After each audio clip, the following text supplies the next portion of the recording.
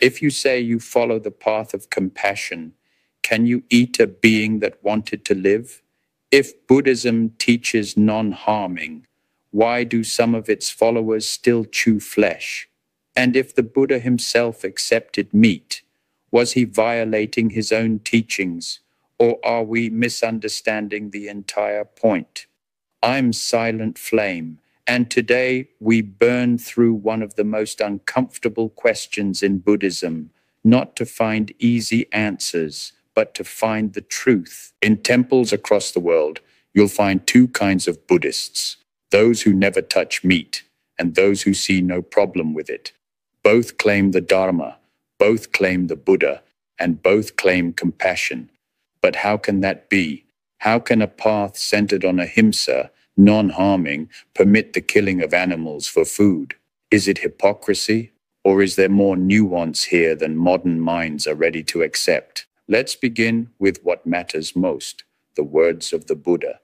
In the Pali Canon, the earliest texts we have, the Buddha did not forbid eating meat. He laid out one condition. A monk can eat meat only if three things are true. He did not see the animal being killed. He did not hear it being killed. He does not suspect it was killed specifically for him.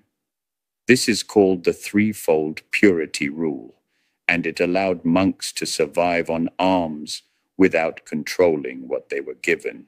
But wait, doesn't that sound like a loophole, a kind of ethical technicality? Yes, and it raises the deeper issue. The Buddha's rule wasn't about purity from meat. It was about purity from intention. The Buddha knew that for monks, begging was practice. To reject food based on preference was to introduce craving. To demand vegetarianism was to introduce control. He also knew that the monastic code, Vinaya, wasn't a philosophical treatise. It was a practical survival system.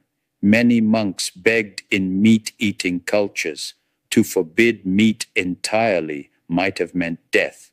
So yes, the Buddha allowed meat, but he never glorified it. He never encouraged it. He never said, "This is the way." He said, "Take what is given. Do not cling. Do not crave. Do not harm intentionally." But now we live in a different world, where most meat comes from mass slaughter, where harm is built into the system. So, is that rule still valid today? Fast forward a few centuries. The Mahayana tradition emerged with a deeper emphasis on universal compassion.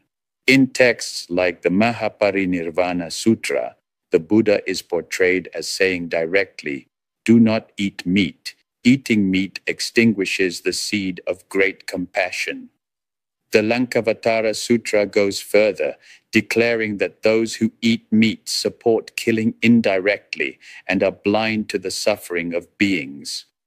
In Mahayana, the Bodhisattva ideal becomes central. You vow to liberate all beings, so how can you liberate them while chewing their corpses? To eat meat, according to this view, is to fail in your heart, even if your logic makes excuses.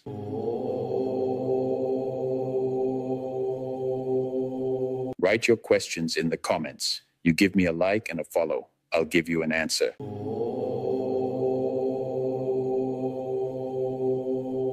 And yet, in Tibet, many High Lamas eat meat. Why? Because Tibet was an unforgiving climate. Vegetables were rare, and survival demanded flexibility.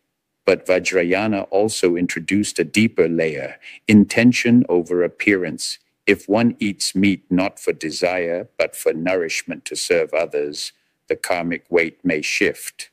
Some Tibetan teachers claim they eat meat with sorrow, mindfulness, and prayer, transferring merit to the animal.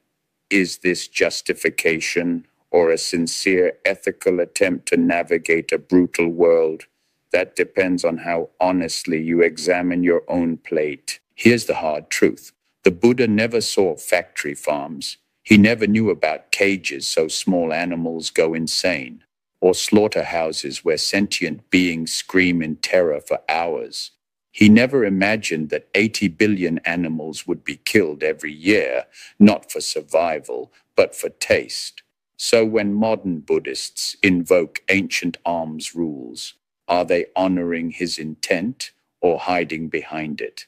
Because we no longer accept slavery. We no longer accept burning women for witchcraft. Why should we accept the mass killing of beings that clearly suffer when we have abundant alternatives? Compassion is not passive, it's active, it adapts, it evolves. Every time you eat meat, three things happen karmically. You create craving, you create numbness to suffering, you contribute to a system of harm, even if indirectly. Yes, you may not kill with your hands, but your money is your vote, your fork is your weapon, and your silence is your consent.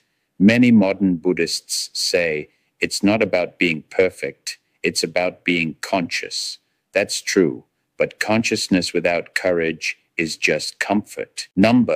The Buddha never made vegetarianism a requirement. You can awaken while eating meat, but ask yourself, what does that say about your path? If the goal is freedom from suffering, why would you cause more of it when you don't have to? If you say all beings have Buddha nature, then why is your compassion limited by your tongue? The question is not whether you're allowed to eat meat. The question is, who are you when you do? So, is eating meat compatible with Buddhism? Technically, yes. Spiritually, it's complicated. And ethically, it demands brutal self-honesty. You must choose not what's comfortable, but what's true for you. The path to awakening is not about appearances. It's about aligning your heart, your actions, and your awareness. If compassion is your compass, let it guide every choice. I'm silent flame, and I believe this. The animals we eat are not beneath us. They are beside us, suffering with us. And one day we will answer for how we treated them.